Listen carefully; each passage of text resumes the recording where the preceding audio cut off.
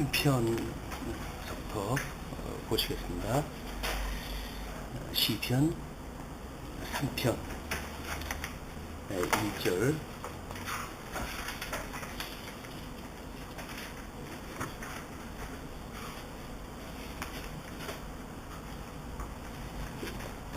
여호와여, 나의 대적이 어찌 그리 많은지요. 일어나 나를 치는 자가 많으니이다. 많은 사람이 나를 대적하여 말하기를 그는 하나님께 구원을 받지 못한다 하나이다. 우리 3장서부터 106편, 3편서부터 106편까지가 메시아 강구시로 되어져 있고, 3편서부터 41편까지를 선민국가 창건 이전 강구시라고 이렇게 이야기를 했어요. 물론 이제 3편에서 그 배경이 됐던 압살롬 사건은 창건 이후의 사건입니다. 그러나 창건 이후에 이 압살롬으로 인해 가지고 나라가 또 이제 그 주권을 잃고 그렇게 되어진 이후에 회복되어지는 역사가 계속되어지기 때문에 그 명실상부 회복된 이후를 우리가 창건의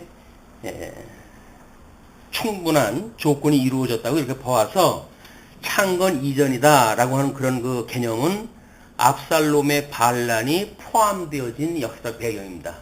그렇게 역사적 맥락을 이해했다 하시면 그 다윗의 그 나눠드렸던 우리 교환을 보시게 되면 뒷면입니다. 뒷면에 보면 압살롬의 반란이라고 하는 사건이 소개가 되어졌어요. 그것이 사무엘 후서의 11장서부터 22장까지의 많은 배경을 가지고 우리가 이 3편에 대한 것을 이해를 해야지 그냥 역사적 배경 없이 3편만 그냥 이 문자적으로 이해를 하게 되면 지금 이 다윗의 시에 10분의 1도 우리가 파악이 안 되어지는 겁니다. 그래서 그 압살롬의 반란의 사건을 개론으로 해가지고 설명을 갖다 해드렸어요. 그래서 먼저 그 왕가의 타락과 비극이라고 하는 그런 그걸로 해서 양쪽 가로 1번과 2번 그리고 한쪽 가로 3번의 선민국가의 회복과 보호라는 걸로 해가지고 24장까지의 내용인데 거기에는 양쪽 가로 1번까지만 소개가 되어졌습니다. 왜냐하면 지금 이 압살롬의 반란의 사건이 사무엘 후서에 우리가 그 개론을 나눠놓을 때 한쪽 가로 2번에 11장서부터 19장 8절까지를 왕가의 타락과 비극이라고 이렇게 소개가 되어졌거든요. 다윗 왕이 이제 12지파를 다 모아가지고 왕이 되어졌고, 그리고 많은 영토를 확장한 그 이유입니다. 그럼에도 불구하고 그 왕가의 타락으로 인해 가지고 다윗이 11장에서 범죄한 사건이 그대로 고발이 되죠. 그러니까는 밧세바의 사건을 통해 가지고 이미 왕가의 타락이라고 하는 것은 다윗의 범죄로부터 확장되어져 가기 시작을 하는 겁니다. 우리가 다윗의 뭐 애매한 것도 고백을 할 때도 있고 그래요. 이제 그 노래를. 그러나 이런 역사적 맥락을 우리가 빼버리게 되면 뭐 압살롬의 반란의 사건을 배경으로 했던 거나 사울을 통한 시험의 때를 배경으로 했던 거나 똑같은 문자적으로 시적으로 우리가 비교를 할 수밖에 없을 거란 말이에요. 물론 사울을 통한 시험은 애매한 시험들이었습니다. 이제 하나님께서 유다 지파에서 그 왕을 세우시기 위해서 애매한 고통을 통해 가지고 사울을 하나님께 패하시고 다윗 임금을 세우시는 이런 과정을 배경으로 했기 때문에 애매한 고난이라고 했을 때 우리는 10분 공감이 가요. 그러나 압살롬의 이 반란의 사건을 만약 그런 식으로 해석을 해버리게 되면 이 다윗의 고백이 와전될 수밖에 없는 거죠. 그래서 이 압살롬의 사건을 통해 가지고 만약에 시의 어떤 배경이 되어졌다고 한다면 그는 왕가의 타락이라고 하는 맥락에서 봤을 때 다윗의 범죄로부터 시작되어지는 이 사건으로부터 지금 압살롬이 물론 거기에 이제 그 압살롬의 그 사건 이전에 이미 암논의 그 뭐 강간 사건이라든가 압살롬의 살인 사건이라든가 이런 형제의 난이 막 일어나고 그러거든요. 그 형제의 난이 일어나고 급기야 이제 압살롬이 반역을 일으키는 이런 그 지경에 이르고 심지어 자기의 그 아버지 선친의 왕후까지도 범하게 되어지는 거의 막장 드라마가 이제 시작되어지는 겁니다. 그렇기 때문에 얼마나 지금 이 인간사가 더럽고 추한 배경사를 가지고 있는지 그런 맥락에서 우리가 이 다윗의 시를 고백을 들어야 우리의 죄를 대속하시기 위해서 중보자로 오셨던 예수 그리스도의 놀라운 대속이 이제 우리가 드러날 수가 있고, 그리고 그 예수 그리스도로 말미암아 대속을 받은 성도의 기쁨이 거기에 이제 있을 수가 있는 거거든요. 그렇지 않다고 한다면 전부 쓸데없는 거 가지고 뭐 우리가 그냥 구하면 되는 것처럼 이렇게 돼버리니까 우리는 전부 평생 기도를 갖다 하는 그 기도의 내용들이 풍문으로 들었던 기도를 평생 하다가 우리는 가는 거예요. 근데 과연 그렇게 풍문으로 들었던 기도를 가지고 우리가 하나님 앞에 구하면서 신앙생활을 해야 될 것인가, 아니면 하나님의 선한 뜻이 무엇인가를 분별하면서 정말 하나님의 그 마음에 합한 기도를 우리가 하면서 서툴러도 그거를 조금씩 이청하면서 할 것인가는 아마 이건 선택의 문제가 아닌 것 같습니다. 물론 다른 분들한테는 선택의 문제가 될 수가 있겠지만 이제 이 통속 성경 개론을 통해 가지고 공부한 우리들의 입장에서는 이거는 선택이 아니라 필연적 사건이에요. 이렇게 하지 않으면 모든 기도가 부도입니다. 그냥 공연불을 하는 거니까. 그래서 우리 어떤 내면의 세계를 스트레스를 푼다든지 하는 데는 도움이 되는지 모르겠지만 하나님하고는 아무 상관없는 주문을 하다가 우리가 만다, 이런 아주 절박한 생각을 가지고 이 시편, 우리 믿음의 선배들의 그 시편 강구시를 통해 가지고 그들은 과연 뭘 구했는가, 이 구약적 어떤 육적 계시의 방법으로 했을 때에 그들이 그렇게 구했다고 한다면 그건 오실자 예수 그리스도의 예표적인 사건이었는데, 그 예수님께서 이루신 이후에 영적으로 우리가 기도를 하다 한다는 내용은 무엇인가 라고 하는 신구약 성경 전체를 우리가 아우르는 이런 개념 속에서 기도의 이 핵심을 확인해 나갔으면 좋겠습니다. 자, 그러면 이제 3편에 대한 그 내용은 그 뒷면에 제2장 메시아 강구시로 해가지고 이 가운데 일단 제1절이 선민구가 창건 이전까지의 강구시로 이제 소개가 되어졌고, 오늘 뭐 강론을 할 수 있는 범주까지를 대체로 잡아가지고 9편까지 했는데, 모르겠어요. 이제 그 서론을 이야기하고 그러다 보게 되면 9편까지 갈지 못할지 모르지만 일단 3장서부터 5장까지, 9장까지를 고난에 대한 강구시예요. 먼저 서론 부분에서 이야기를 했지만 우리가 이렇게 어떤 시를 나눠 놓았을 때 어떻게 왜 1번에서 고난에 대한 강구시를 3편서부터 9편까지 했는가, 그 이야기는 9편에 가게 되면 찬양시로 끝이 난다는 겁니다. 우리는 소제목을 잡을 때 시편을 쭉 읽어나가다 보게 되면 어떤 건 비탄시도 있고 뭐 강구시도 있고 하다가 찬양시가 나올 때가 있어요. 그때는 이미 무엇인가 우리가 늘 이제 보아진 것처럼 이제 크게는 창건되어지고 궁극되어지고 그 다음에 유수되어지고 회복되어지는 이런 그것이 하나님께서 역사 섭리해 가시는 섭리의 원리란 말이에요. 그래서 아담 이후에 모든 인류가 이제 죄 아래 우리가 종로로 터다가 둘째 아담이신 예수님을 통해 가지고 구원을 받는 것이 성경 전체적인 구조 아니에요? 이것이 예수 그리스도의 죽으심과 부활이라고 하는 또 교리적인 그런 원리 아닙니까? 또 우리 기도를 도표로 보여드렸는데 거기에 빌립보서 4장 6절에 보게 되면 아무것도 염려하지 말고 다만 모든 일에 기도와 간구로 너희 구할 것을 감사함으로 하나님께 아뢰라. 이렇게 이제 그 기도를 이야기를 했어요. 그럼 바울이 이야기했을 때 기도는 뭐고 간구는 뭐냐 라고 하는 개념이 파악이 안 되어지게 되면 우리는 뭐 간구는 간절히 구하는 거고 기도는 뭐 그냥 형식적으로 구하는 거고 그렇게 이 개념을 우리식으로 이제 해석을 해가지고 이걸 이해할 수밖에 없단 말이에요.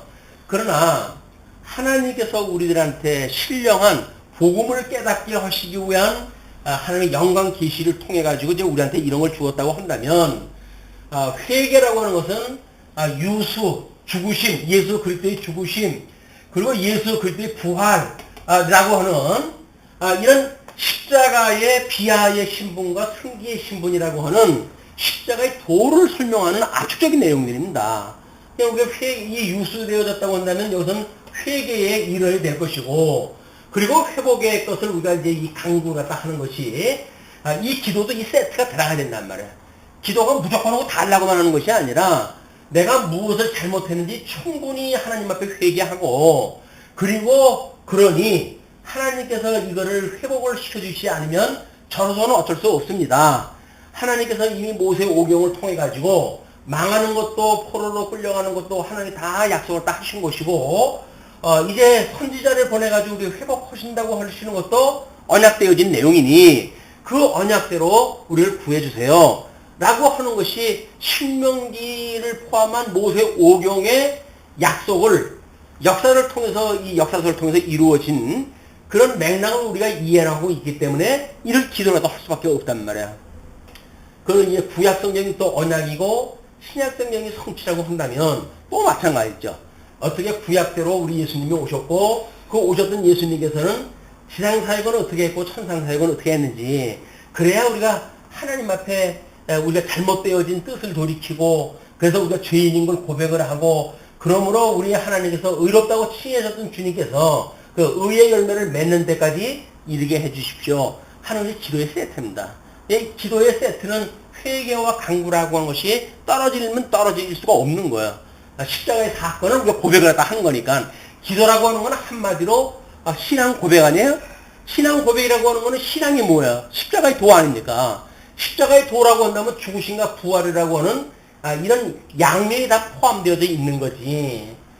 뭐 기도가 신앙하고 아무 상관이 없다고 한다면 완전히 주문일 것이고, 그리고 만약에 신앙 고백이라고 한다면 우리가 알고 있는 신앙의 기본이 뭔가 라고 하는 걸 바탕으로 해서 간구를 해야 되니까, 여기서 회개와 이 간구라고 하는 것은 매우 필요한 기도의 그런 그 구성 조건이다.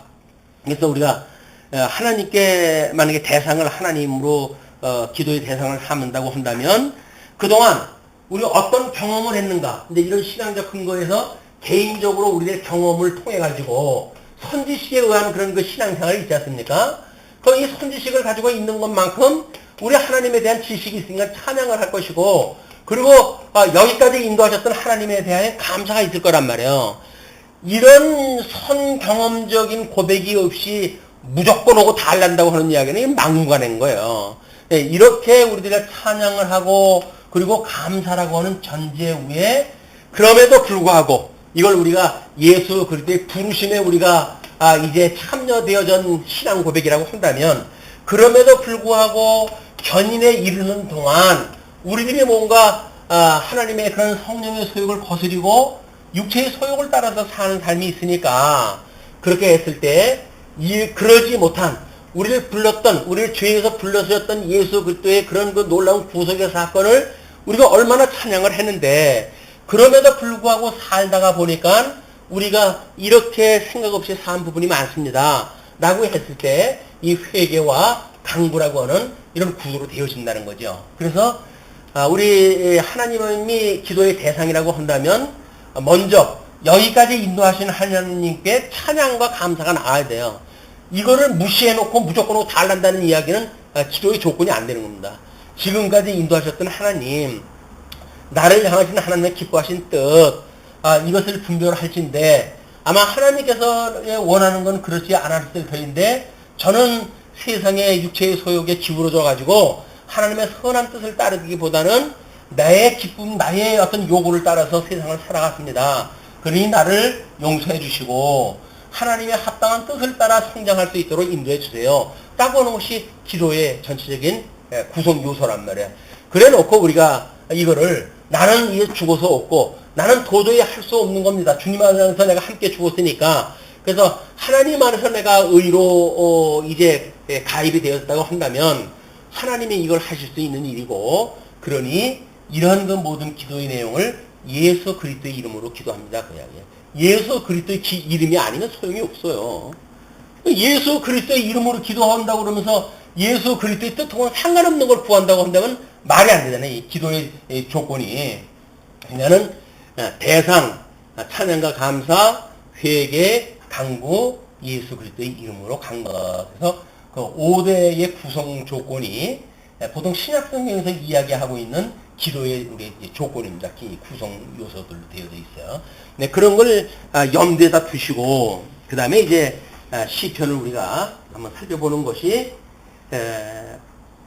그 다윗이, 이거 참 눈물겹도록 그런 거 했던 기도인데, 거기에 100분의 1, 10,000분의 1 우리가 공감을 하고, 그 다윗이 얼마나 구원자이신 하나님의 기름 부음 받은 자, 물론 자기가 기름 부음 받은 자였거든요. 기름 부음 받은 자였지만 이거 참으로 오실 기름 부음 받은 자 예수 그리스도를 바라보고 간구했는가라고 하는 내용을 살펴볼 이유가 있는 겁니다. 자, 그럼 이제 3편에 들어가게 되면 3편서부터 41편까지가 선민구가 창건 이전의 강구시라고 우리가 이렇게 이야기를 했고, 3편서부터 9편까지를 고난에 대한 강구시라고 이렇게 이야기를 했어요. 그 다음에 3편서부터 5편을 다시 나누어 가지고 고난 중 강구시라고 이렇게 이야기를 했습니다. 그러니까 다윗이 3편을 썼을 적에는 3편 하나가 충분히 어떤 그런 그 3편으로서의 구성 조건이 이루어진 거예요. 그러나 통섭적인 맥락에서 이것이 이제 끊임없이 반복되어지는 기도들이 있기 때문에 똑같은 내용들을 우리가 묶고 정리하고 그럴 필요가 있다. 그래서 시편의 내용을 3편서부터 지금 5편까지를 묶어가지고 이건 고난 중에 강구한 시다. 이렇게 해가지고 공통적인 제목을 잡아낸 겁니다. 그 고난이라고 하는 것이 자기 그 아들 압살롬한테 쫓겨가면서 불렀던 찬송, 이제 그런 그 내용으로 되어져 있고, 5장에 보게 되면 이제 그 뭐 3장도 물론 이제 3편이 그걸로 되어져 있지만 4편은 그런 것이 어느 정도 이제 기울었을 때 4편을 우리가 저녁시라고 이렇게 이야기를 하거든요. 그러면 이런 환란의 때가 어느 정도 이제 기울어 가지고 정신을 차리고 자기가 보았을 때에 4편을 썼다고 한다면 5편은 아침시라고 이렇게 보통 규정이 되어져 있어요. 아침에 부르는 찬송. 그렇게 했을 때 어떻게 새로운 그런 그 눈을 뜨고 하나님 앞에 간구했는지, 그래서 한 세트로 해서 3편서부터 5편까지 나누어 가지고 살펴볼까 합니다. 자, 그러면 이제 3편의 1절부터 2절까지가 시련의 상황이에요. 시련의 상황. 그것이 지금 그 3편을 우리 압살롬한테 쫓겨갈 때라고 그러지 않았어요? 그럼 쫓겨갈 때에 그거를 역사적으로 해가지고 우리가 다시 한번 배경을 읽어보면서 해야 이 다윗의 시의 내용이 절실하게 마음에 와서 닿고 공감을 갖다 불러일으킬 텐데, 다 아신다고 생각을 하고, 아신다고 생각을 하고, 아실 리가 없지만, 아신다고 생각을 하고, 그리고, 이렇게 생각을 갖다 해볼까 합니다. 왜냐면, 지금 여호와가 나의 대적이 어찌 그리 많은지요. 그럼 지금 압살롬이 예루살렘에 이제 들어오게 되어진다 하는 소식을 듣고, 지금 이 예루살렘으로부터 요단강을 건너가지고 다윗은 피신을 갖다가 시도를 갖다 한 거거든요.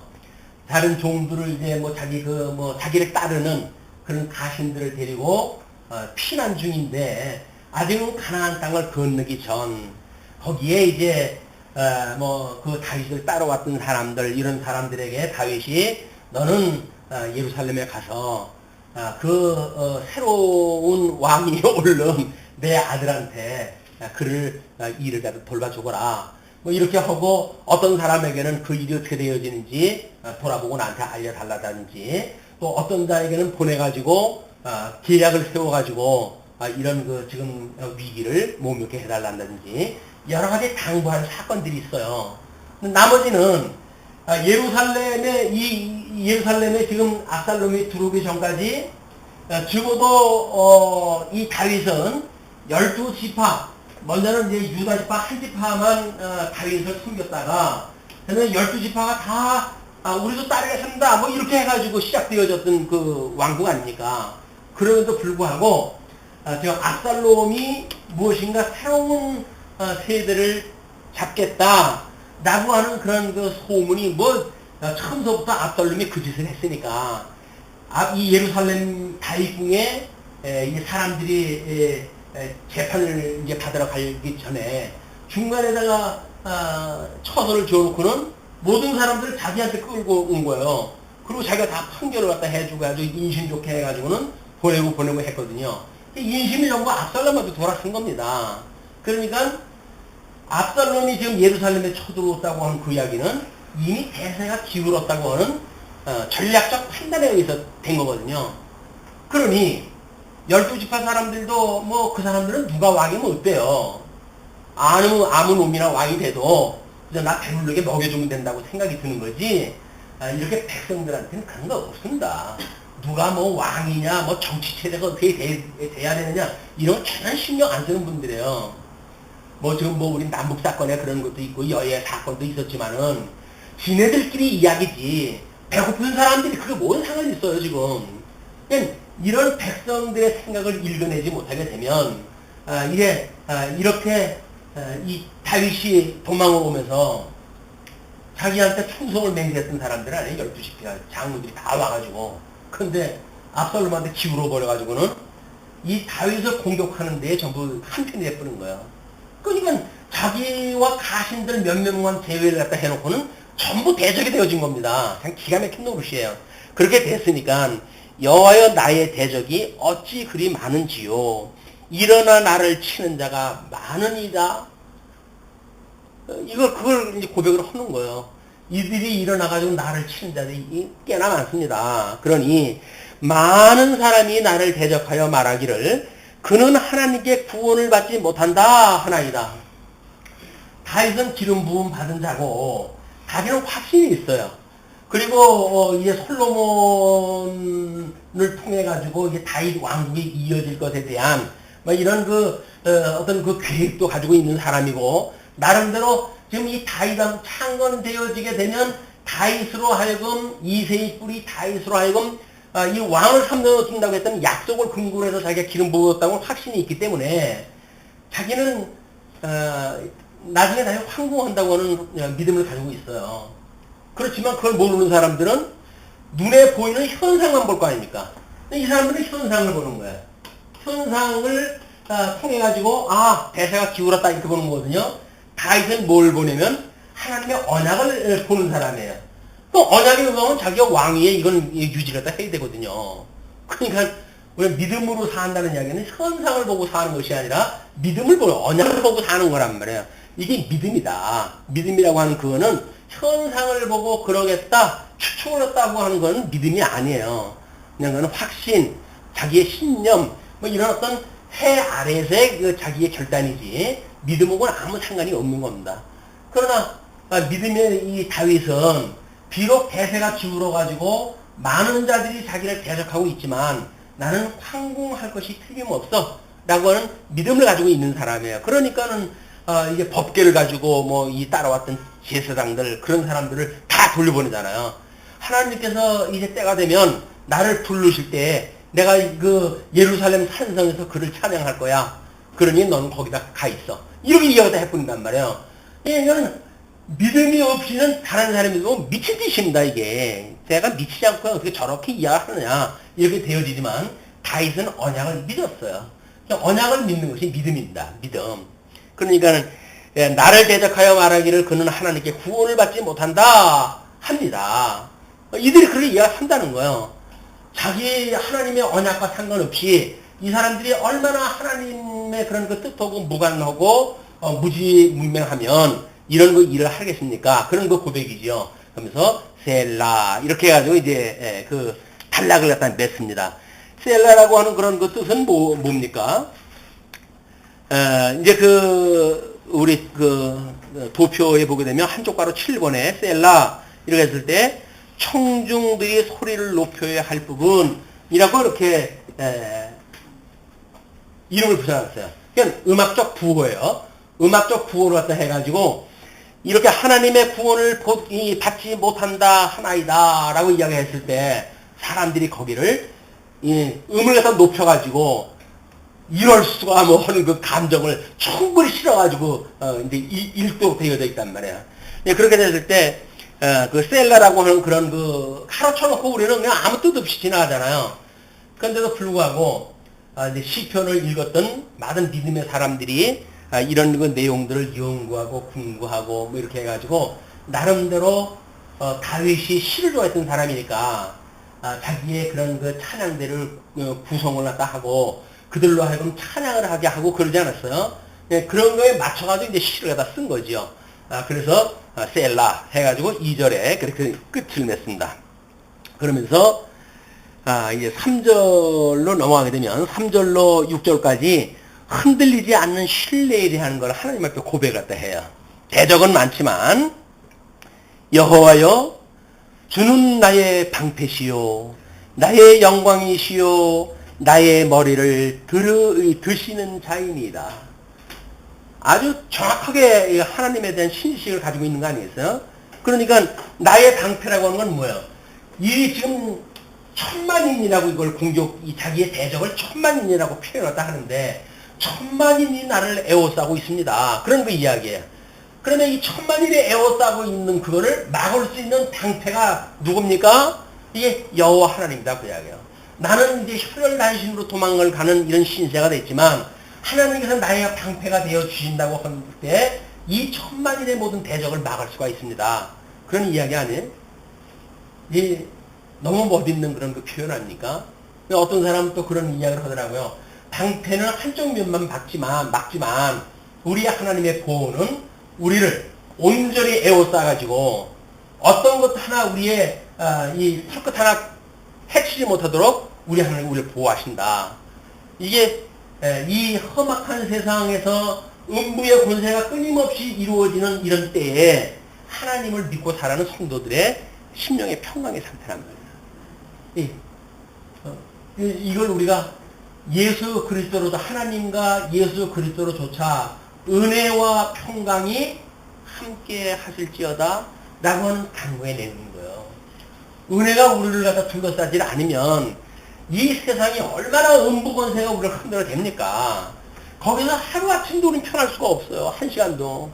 그러나 우리 하나님의 언약을 강구하고 예수 그리스도 안에서 내가 죽고 이제는 새로운 피조물로 살아났기 때문에 영생을 얻은 성도로서 살아가는 접니다. 그렇다고 한다면 우리는 이 은혜가 우리들을 에워싸고 있고 우리를 하나님께 감싸 주어가지고 어떠한 음부의 권세에도 우리가 무너지지 않냐고 심령의 평강을 가지면서 우리 주님 오시는 그날까지 우리 이 신앙의 여행이 계속되어질 수가 있다. 그런 그 내용이에요.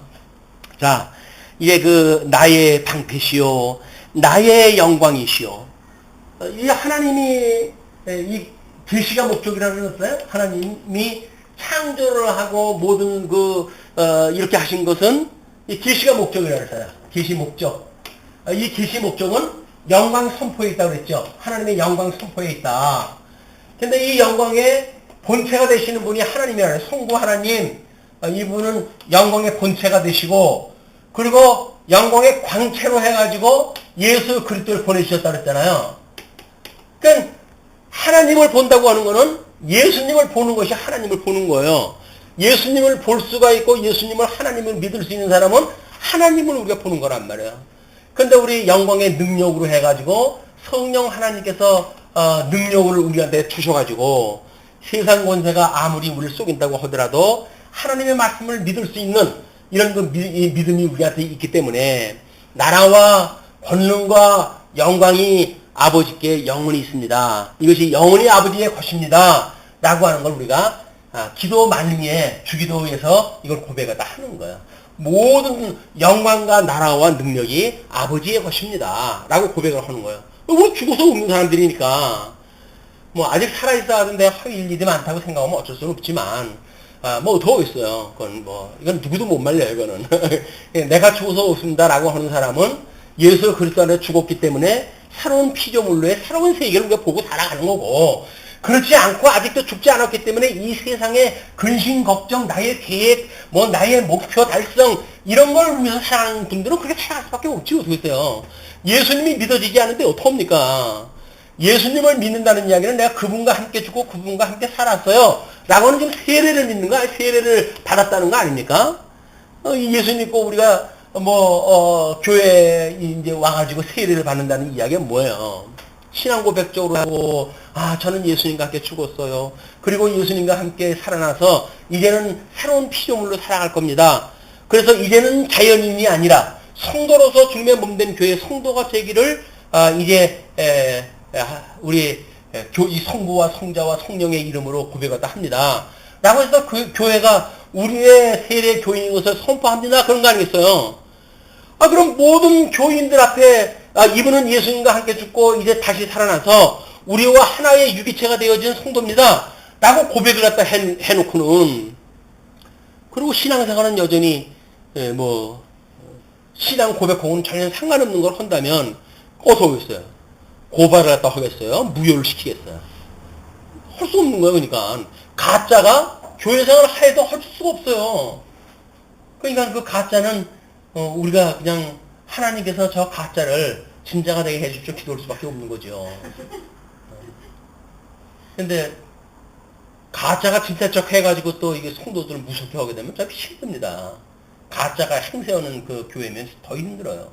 정말 우리 예수 그리스도로 참다운 성도 되어진 것, 이것이 다윗의 신령한 그런 그 의미죠. 나의 영광이시오. 내가 지금 이렇게 해서 하나님이 도저히 인간의 힘으로 해가지고는 노임을 받을 수 없는 이런 그 상황에서 하나님께서 저를 다시 회복하신다고 한다면 나중 영광이 먼저 영광보다 승하게 하시는 하나님의 역사 섭리만큼이나 하나님의 영광이 이것이 드러날 거 아닙니까? 그러니까 하나님의 이 영광의 섭리는 이 영광의 섭리를 위하여 나를 지금 이 고난을 주시는 겁니다. 그런 그 이야기예요. 고백이 되십니까?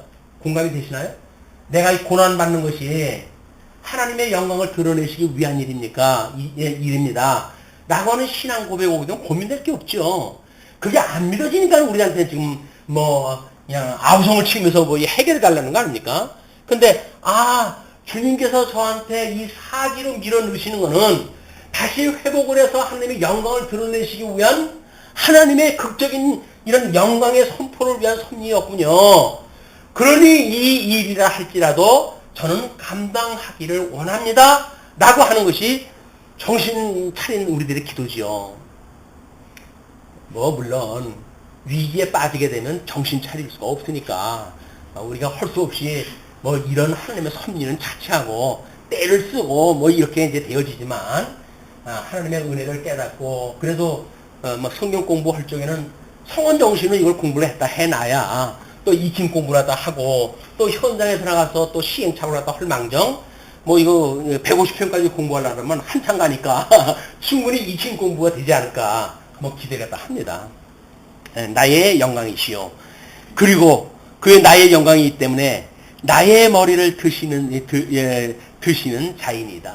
비록 내가 지금 이렇게 별 볼 일 없는 모습으로 쫓겨가는 아주 처량한 신세가 됐지만 하나님께서 이 수치를 다 거두시고 나의 머리를 들게 해서 모든 자 위에 나를 세우실 분이라고 내가 믿습니다. 다윗 멋져요. 예? 멋져요. 물론 우리 그 인간적인 이런 죄라든지 이런 걸 이야기를 할 적에 성군으로 하도 많은 사람들이 뛰어노니까 그게 아니라고 해가지고 우리가 역설적으로 다윗의 죄성을 우리가 강조하고 그러지만 이 다윗의 어떤 믿음의 세계를 그려놓는 이런 그 모습들은 정말 멋쟁이입니다. 멋쟁이. 더군다나 이 아름다운 그런 그 식구를 통해 가지고 신앙 고백 갖다 해가지고 그 뭐 1000년 3000년 지금 지난 지금도 우리가 그 성경의 이 시편의 내용을 묵상을 하고 그걸 외우고 그리고 거기서 감동을 받고 뭐 이런 그걸 봐도 이 다윗은 정말 우리들한테 너무나 멋진 분이다 이렇게 생각이 듭니다. 물론 예수 그리스도 다음으로 예수 그리스도를 예표하신 분이니까. 그러면서 내가 나의 목소리로 여호와께 부르짖으니 그의 성산에서 응답하시는도다. 자, 이상하죠?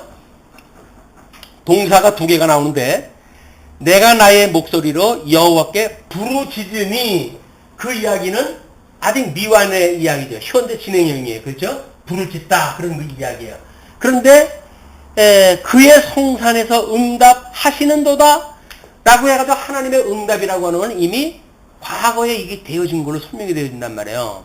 그러니까 우리들이 이렇게 하나님 앞에 우리들의 강구하는 그런 것이 이런 그 이야기 이런 건 현재 입장에서 우리가 강구를 갖다 하는 거 아닙니까? 이거를 하나님 앞에 지금 우리가 이 견인에 이르는 이런 과정 중에 만들어진 일로 인해 가지고 하나님 앞에 강구를 한다면 이걸 우리가 부르짖는 거야. 다윗도 마찬가지로 12지파를 통해 가지고 창건되어지고 나라를 창건된 초대 왕으로서의 그런 그 입장으로 있었던 영화를 누렸던 사람이에요. 그러나 나중 영광이 먼저 영보다 승하게 하시기 위해서 그의 일가를 이렇게 범죄케 하고 그리고 하나님의 은혜를 다시 깨닫게 해서 맞아. 내가 처음에만 하나님의 은혜로 기름 부음 받은 것이 아니라 이 나라 창건되어진 나라가 끝까지 회복되어지는 이런 그 모든 섭리는 하나님의 섭리야 라고 하는 것을 다윗으로 하여금 시인케 하시는 하나님의 역사란 말이에요. 그 역사를 지금 하나님의 성산에서 응답하신다 이렇게 이야기하는 겁니다. 하나님께서는 이미 여기서 다윗을 내쫓았지만 그 내쫓았던 그런 그 일은 다시 머리를 들게 하고 그래서 하나님이 회복을 갖다 하게 하시고 그래서 나중에 영광이 먼저 영광보다 승하게 하신다고 하는 이런 하나님의 영광을 드러내시는 복음적인 비밀이 여기 포함되어 있다는 거죠. 그래서 아담 한 분으로 만약에 하나님께서 당신의 영광 계시 못하시겠습니까? 근데 왜 아담을 타락하게 하셨나요? 그리고 둘째 아담 예수님을 통해서 왜 이 놀라운 영광을 계시해 가십니까? 그게 나중 영광이 먼저 영광부터 승하게 하시기면 하나님의 섭리란 말이에요. 뭐 구약 성경도 마찬가지고 신약 성경도 마찬가지고 다 하나님의 성경인데 왜 구약은 육적 계시라고 방법이라고 그래가지고 그거를 조금 이 신약 성경에서 이야기한 거는 영적이라고 하는 개념으로 해서 차별을 갖다 하느냐? 왜 12월분이 있을는지 몰라요. 그러나 구약 성경이라고 하는 건 오실 예수 그리스도의 예표적인 사건이었기 때문에 그렇게 예표적인 거예요. 예표적인 것뿐이에요. 그것이 실체적인 건 아니란 말이에요. 그냥 실체적인 거에 우리가 더 방점을 찍어가지고 살펴볼 이유가 있는 거죠. 뭐 여기서 구약적인 이야기가 똑같다 뭐 이렇게 해가지고 구약적인 어떤 방법을 통해 신앙생활을 강조한다든지 이런 거는 성경 구조에 대한 이해가 부족한 사람들이 하는 이야기다 이렇게 보시면 될 것 같습니다. 그러면서 셀라 또 그러죠. 이제 그렇게 앞절 1절 2절에서 이야기했던 것도 결론을 맺는 이야기라고 한다면 이제 3절 4절도 여전히 하나님의 그런 그 언약을 이루시는 그런 그 방점이 지키는 그런 그 부분에서 셀라 이렇게 이야기를 합니다. 그러면서 5절로부터 4절로 나누기는 그 6절까지 연결되어 있던 거죠. 6절까지. 그러면서 내가 누워 자고 깨었으니 여호와께서 나를 붙드심이로다. 그런 지형에도 대적이 에워싸고 지금 죽음이 바람 앞에 어떤 그런 촛불처럼 꺼져갈 때 하는 그런 그 상황인데도 불구하고 그거를 내가 누워 자고 깨었으니 자고 일어나고 해요. 여기서 그러니까 이것이 여호와께서 나를 붙드심이로다. 하나님이 은혜로 나한테 믿음을 주셨기 때문에 이런 위기 상황 속에서도 내가 눈을 붙이고 잤다가 또 아침에 눈을 뜹니다. 그런 그 이야기예요. 참 대단한 그 행복한 사람 아닙니까?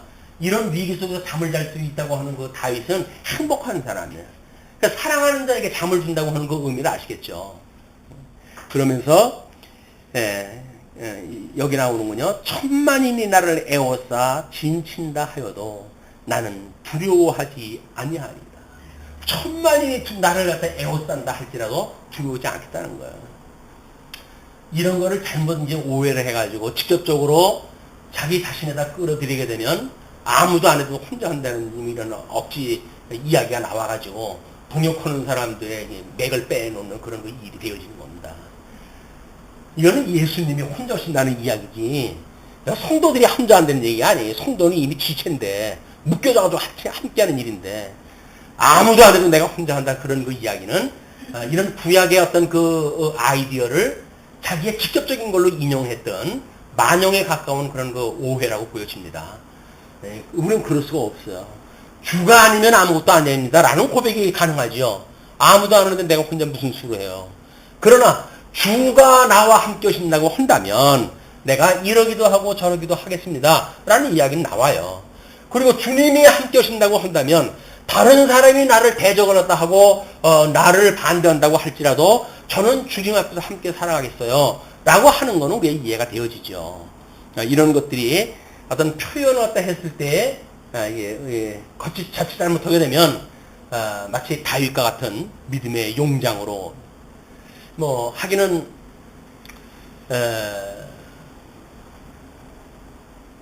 다윗과 같은 사자와 같은 다윗의 영성이라든가 이런 식으로 누가 선물을 갖다 해가지고 매출 있다가 그냥 집어쳐버렸는데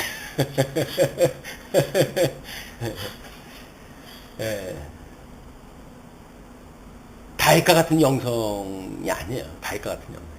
다윗은 이미 예수를 예표한 사람이기 때문에 예수님이 우리의 성령을 통해 가지고 어떤 믿음을 주는 관건이지 구약적인 인물의 방점을 찍어 가지고 너무 그 사람을 이렇게 드러내는 일들, 이런 그 일들은 우리의 신앙생활을 훼손시키기가 쉽습니다.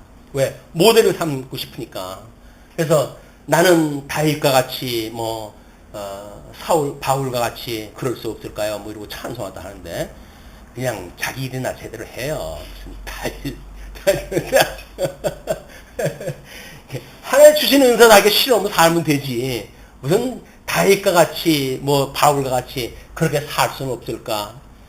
그렇게 살 그런 그 인물이 필요한 시대가 아니에요. 지금은 그냥 이때 특별 계시를 쓸 때 하나님이 필요하기 때문에 그런 인물을 들어 쓰신 거지. 지금 만인이 그 일을 갖다 해가는데 지 혼자 돋보여가지고 어떡하겠다고요. 그래 만인을 위해 자기가 우뚝 쓰겠다고요? 그러니까 이미 자기 그 욕심이 거기 이미 숨어져 있는 거예요. 근데 아무리 봐도 좋은 가사 아니에요? 그러니까 그냥 그걸 너도나도 부르는 거예요. 애창곡으로 해가지고. 그 음모를 갖다 우리가 잘 살펴볼 이유가 있습니다.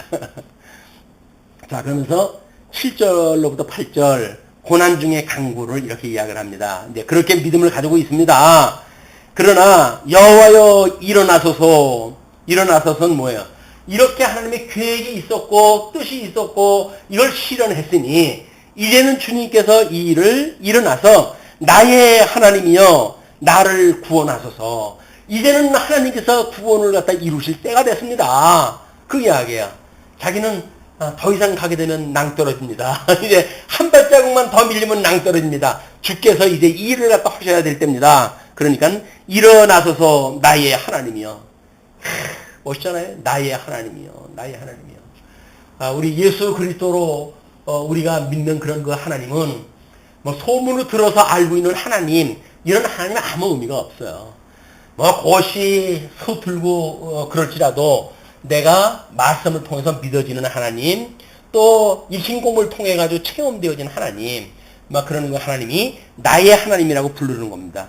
성경을 우리가 공부하다가 성경 계시를 이해 갖다 해놓고는 그게 나의 하나님이 이렇게 되어지게 되면 오해가 여지가 있어요. 오해 여지가. 근데 그거는 그냥 성경 공부를 통해 가지고 배운 공부를 통해 가지고 아는 나의 하나님, 이렇게 한번 족을 붙여놓으면 모를까. 마치 익힌 공부까지 다 된 것처럼 우리가 이야기를 하게 되면 기도할 게 없어져 버려요. 왜? 아직 내가 부족한 걸 이야기를 해야 될 거 아니겠어요. 그거는 우리 하나님께서 귀로만 들었던 그런 거 하나님, 이론을 우리가 배웠던 하나님, 그런 거 하나님에 멈추지 아니하고 실질적인 삶 속에서 나의 하나님으로 내가 고백할 수 있게끔 이제 일어나서 나의 기도를 들어주십시오 라고 이야기하는 거죠. 그러면서 주께서 나의 모든 원수의 뺨을 치시며 모든 원수가 앞에서 이야기했던 어찌하여 나의 대적이 그리 많은지요. 천만인이 나를 에워싼다 할지라도 그런 그 자들이에요. 대적하는 모든 자들을 하나님께서 뺨을 치시며 악인의 일을 꺾으셨나이다. 미래형이에요? 과거형이에요? 과거형이에요. 믿음이라고 하는 이런 그 용어는 시제상 봤을 때 일어나셔서 지금 이 일을 이루셔서 그렇게 해야 되는 거 아니겠어요? 근데 왜 과거형을 통해 가지고 이 하나님께서 이 일을 꺾으셨다고 이야기했다 할까요? 예수 그리스도의 초림으로 해서 이 사건 다 끝난 거예요. 다윗의 초림 사건으로 해가지고 사울로 인했던 고난을 다 견디고 창건되어졌던 거예요. 그냥 초림의 역사를 통해 가지고 하나님의 섭리했던 것을 다 이루어진 사건이에요. 이거를 믿었고 있기 때문에 뭐 막내 아들로 해가지고 목동 출신인 나를 불러가지고 왕으로 세우신 하나님, 내가 나를 높일 이유가 아무것도 없습니다. 오직 하나님의 은혜로 내가 왕이 되어졌다고 하는 걸 고백을 합니다. 그러니 지금 이렇게 내가 쫓겨나고 있는 이런 그 상황 속에서 나한테 왕으로 세워주실 거 아닙니까? 그런데 하나님께서 이미 이것을 이루셨습니다. 그것이 우리가 초림 예수 그리스도를 믿는다고 하는 사람들이 재림 예수 그리스도를 믿는 믿음으로 사는 신약 세계의 우리 믿음의 어떤 그 구분입니다. 구분의 역할. 이걸 못하게 되면 예수 그리스도 오신 걸 갖다 믿고 구원을 안 믿어요 라고 하는 거에 그냥 매몰되고 만단 말이에요. 그러나 우리가 잠시 비틀거리고 뭐 혼란이 있다 할지라도 우리 주님께서 음부의 권세가 무너뜨리지 못하는 교회를 세우시고 나의 오른손을 붙드시고 나의 걸음을 인도하시는 걸 내가 믿습니다. 이걸 믿는 것이 견인의 이 교리를 갖다 믿는 거란 말이에요. 우리 주님께서는 우리를 버리시지 않아. 나를 사랑하시는 하나님이기 때문에 도중에 나의 실수가 있다고 해서 하나님께서 나를 버리지 않으셔 라고 하는 걸 믿는 것이 우리의 믿음이란 말이에요. 그런데 조그만 실수를 갖다 또 해놓고는 하나님께서 나를 이제 버리실 건가 봐. 나한테 왜 이런 실수를 갖다 허게 하셔 라고 한다면 이걸 믿지 못하는 거예요. 이걸 믿는 믿음으로 이걸 믿는 믿음에 이르게 되어지는 겁니다.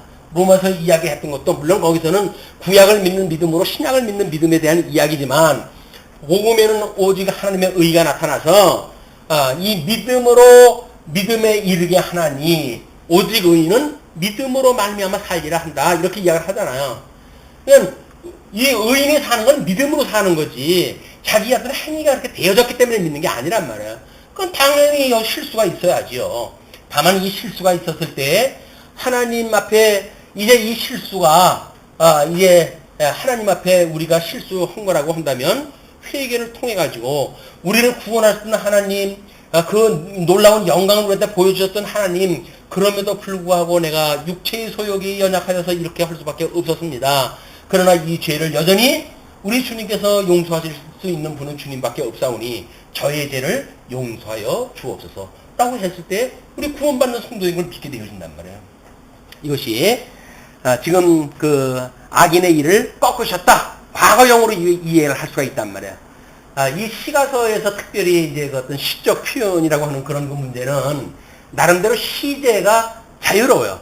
어떤 거는 뭐 미래형으로 썼다가 과거형으로 썼다가 뭐 이런 그 일들이 있으나 이 시라고 압축되어져 있는 용어이기 때문에 어떤 쪽에는 저 과거 이야기를 갖다 하니까 과거형을 쓰기도 하고 어떤 건 미래형이니까 아직 다가오지 않은 거니까 미래형을 쓸 수가 있고 뭐 자기 고난을 받고 있는 건 현재 진행형이니까 현재 진행형을 쓸 수도 있다. 네, 그런 시제를 통해서 우리는 이 시편 기자가 말하고자 했던 뭐 이런 신학적 배경을 넘나 들을 수가 있어야 된다. 그냥 그걸 또 뭐 그냥 그 어떤 다른 이 한 군데 이렇게 맥혀버리게 되면 자유롭지가 못해요. 시 해석에 있어서 자유롭지를 못하다. 우리한테 다행인 것은 통섭 성경 개론이라고 하는 이 전체적인 틀이 있기 때문에 이 놀라운 시편의 이 뭐 난해한 시제에 대한 문제도 이렇게 이치 설명하다 할 수가 있다. 이것이 우리들이 아마 가지고 있는 또 하나의 은혜라고 보여집니다. 자, 그러면서 이제 4장 4편으로 넘어가는데